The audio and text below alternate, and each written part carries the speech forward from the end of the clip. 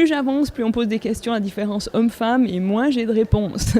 Parce que j'ai été éduquée, je pense, d'une manière très très égalitaire.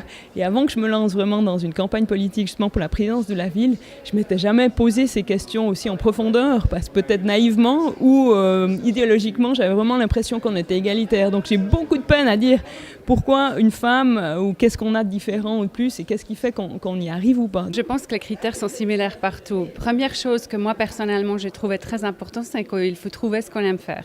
Deuxième chose, c'est qu'il faut avoir le bon soutien.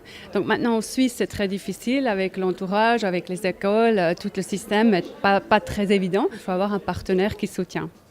Et le troisième critère, après, c'est aussi une fois qu'on commence à faire les choses bien, il faut le vendre. Il faut bien en parler pour que les gens remarquent ce qu'on fait de bien. Ça ne sert à rien d'être bien dans le background. Je ne suis pas sûre qu'il y ait vraiment une différence avec le Valais. En tout cas, je parle de mon univers, le monde du vin.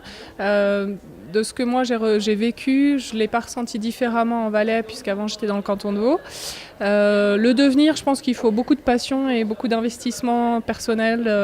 Et puis pour le rester, j'imagine aussi, quoi. Alors c'est difficile pour moi de dire. Moi je suis valaisanne, je pense que je connais les Valaisans. Valaisannes, on a peut-être une dette dure, on a des combats durs, mais je pense que si on arrivera là, on est accepté. J'ai beaucoup eu des obstacles, ça veut dire comme femme, tout d'abord pour la formation, pour aller au collège, après pour terminer les études, après gérer une entreprise, après entrer en politique. Et le dernier combat, ça fait une année, c'était vraiment une élection très difficile et très dure pour moi. Je pense oui, mais à la fin, qu'est-ce qui compte, c'est de gagner.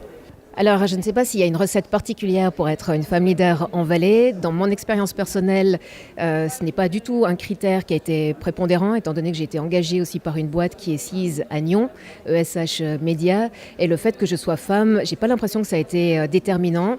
Je suis la première femme à diriger, à faire partie de la direction aussi du Nouvelliste dans toute l'histoire de ce quotidien. Et à aucun moment, je n'ai senti, de nouveau dans mon expérience, que ce soit un frein ou même des a priori ou des appréhensions, que ce soit de la part des collaborateurs ou même des partenaires extérieurs. Au contraire.